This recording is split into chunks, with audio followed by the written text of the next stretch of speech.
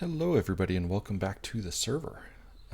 In our last episode, we were working on the balloon above the base, the last major section that we have to do, and too many F5s right there.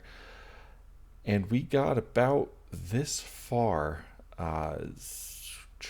towards the end of that video. So we did a brief fly through at the very end, kind of showed off the size of the base just by simply flying through it, and ended up flying through this section of the balloon, which this is as far as I could get on the amount of wool that I had collected. Now, the reason I stopped here is because I was going faster than my farm could keep up.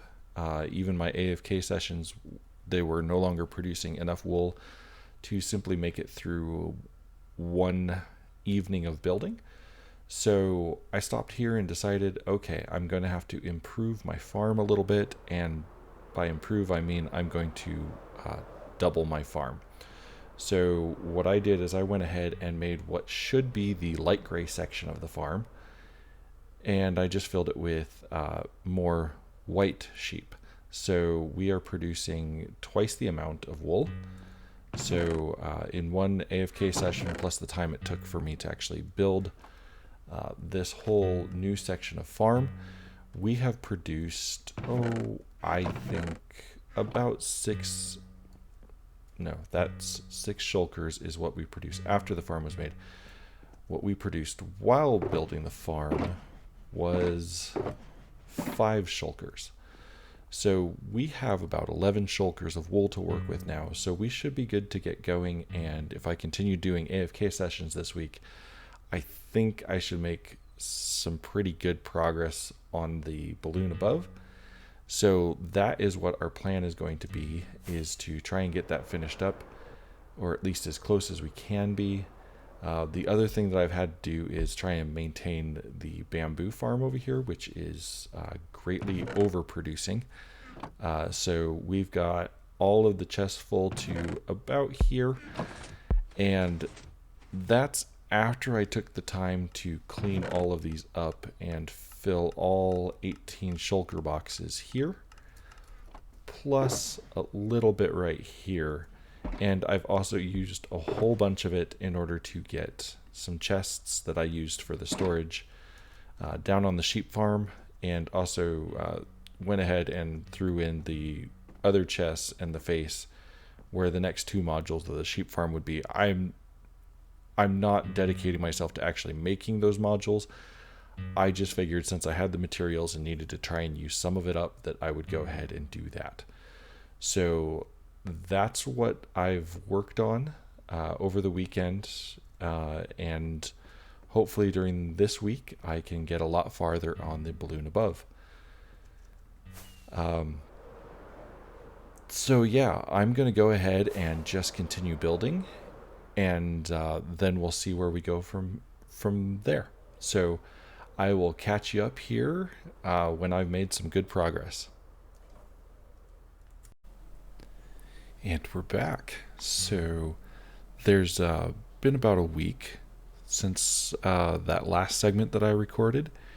And to put things in perspective, that was enough time for Baldy to make a couple of gardens here for me.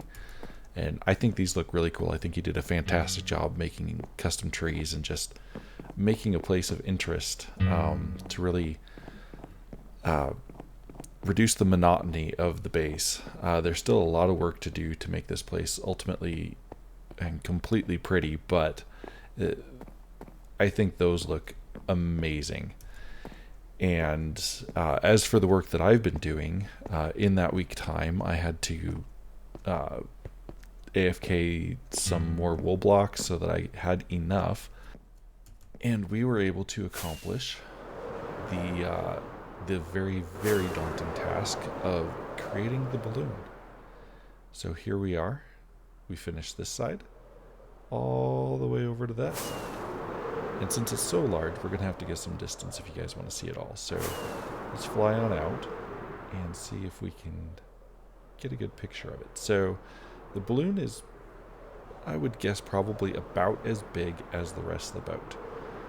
Um, I probably would have gone bigger if I had planned a little bit better, um, just to make it make a little bit more sense. But it's fine. I think it looks great.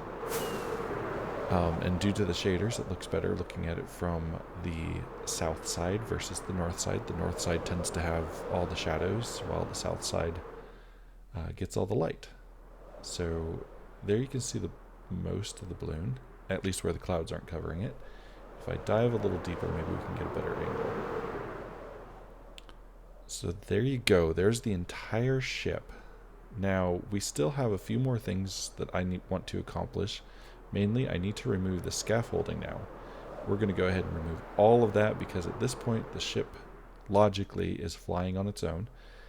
Should be able to stay there. I don't think I'm going to worry about an anchor. I don't need to put that in there at this point. But what I think I'm going to move on to is just doing more decorating, trying to get more bits and pieces just completely finished. I think that's what I want to do. So that being said, I'm going to go ahead and tear down those supports, and then we can go ahead and take another look at everything going on with the ship profile with no supports, fly under it, around it, kind of see how it looks as a whole, and then we'll get to possibly get to some decorating. So yeah, onward with more work.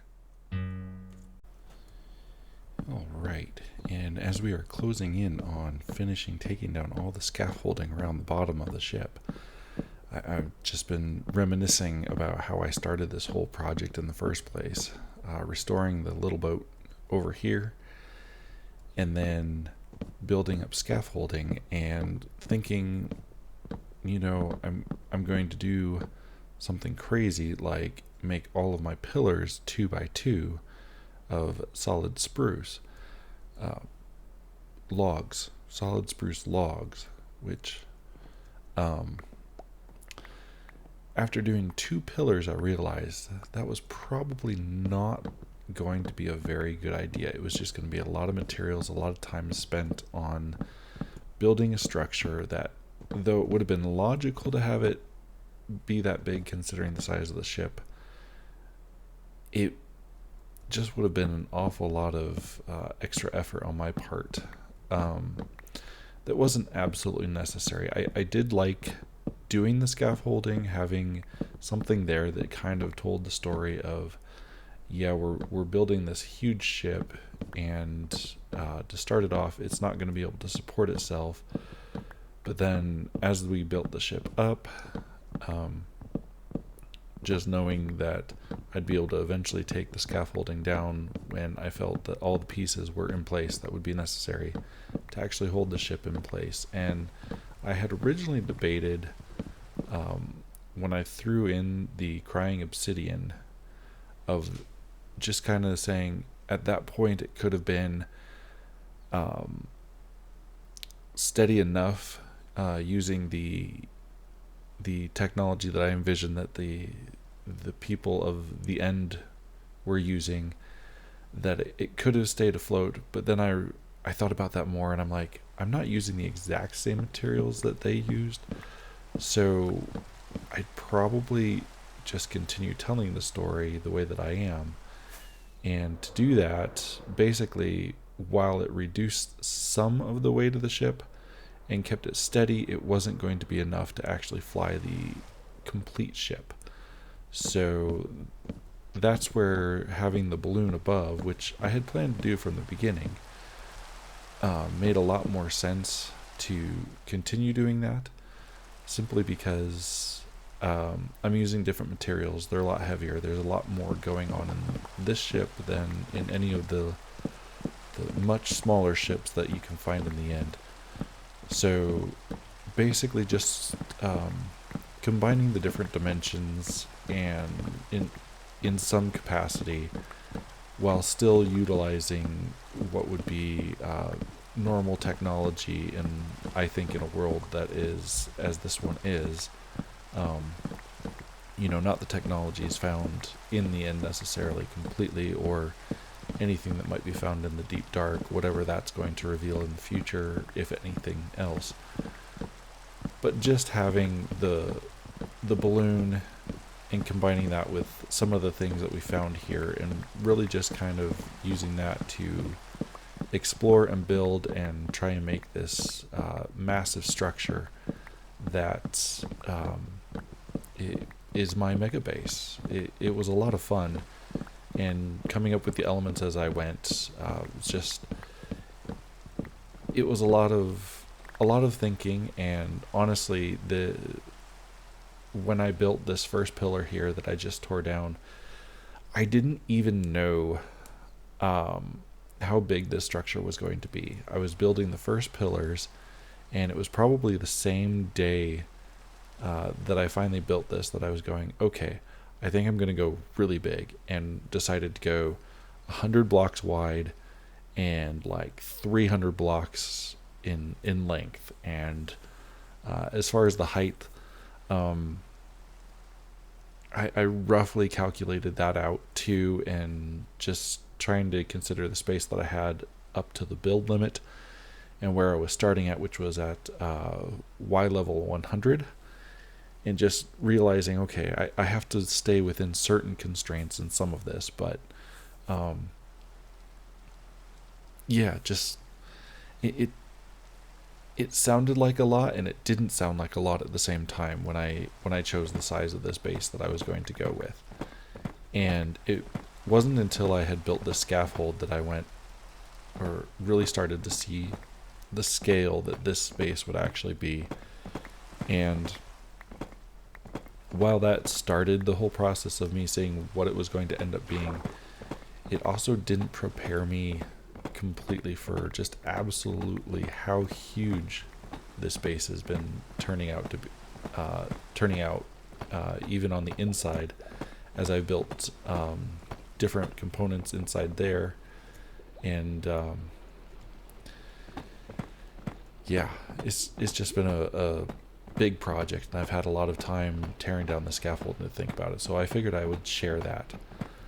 So I'm just going to continue tearing out this piece here, and then I will take to the sky again, and we can do a fly around of the base, and you can kind of see what everything looks like from hopefully as many angles as I can pull off.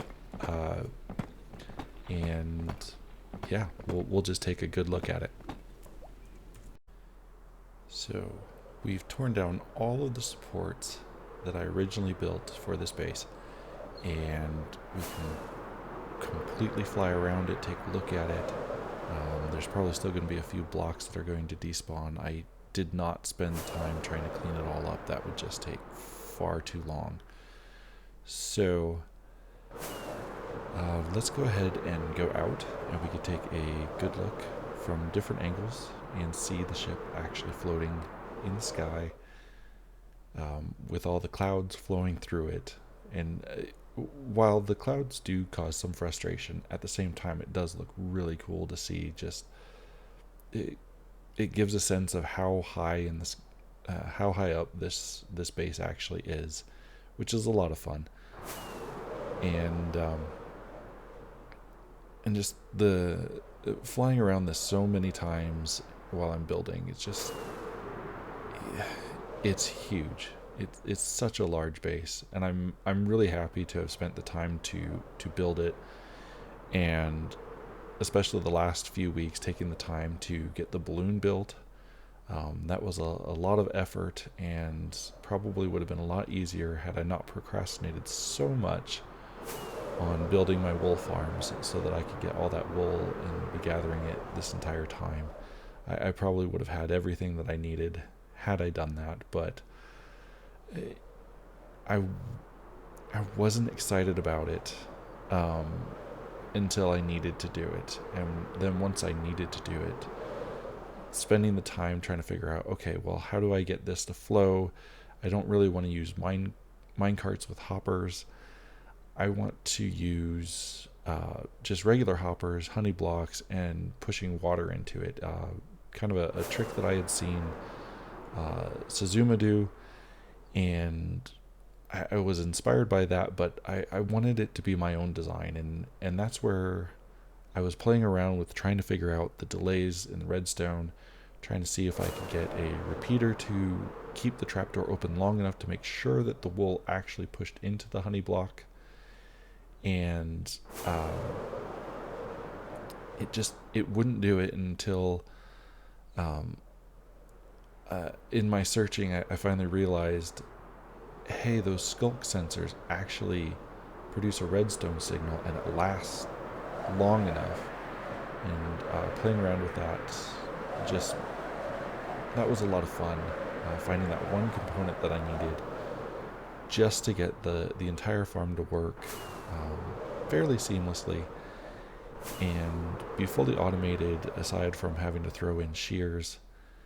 And it's remarkable how many shears that farm goes through as well. So I'm definitely looking forward to the next iteration of that farm if I ever do it, because by then I'm hoping the auto crafter is in, it works well. So I'd be starting off the entire process by building a villager breeder, get an iron farm going, and then have that iron farm feed into the wool farm, and just getting everything created and flowing together, and really just seeing how many things I can hook up and make everything work.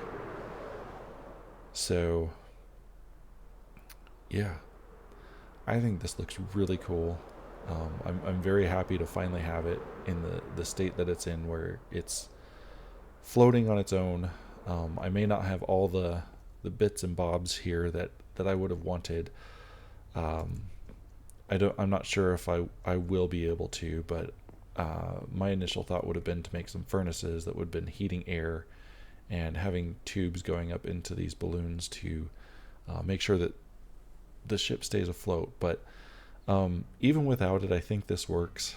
And I still have weeks that I can work on this, so we'll see what else I can get done. But I'm just happy to have the exterior done and be able to look at it, see it free from the ground completely. And yeah, this made me really happy, and I hope you like the look of the outside of the ship. The next thing I think I'm going to do is tackle this interior right here, the main cabin area, where I'm going to put some storage in here.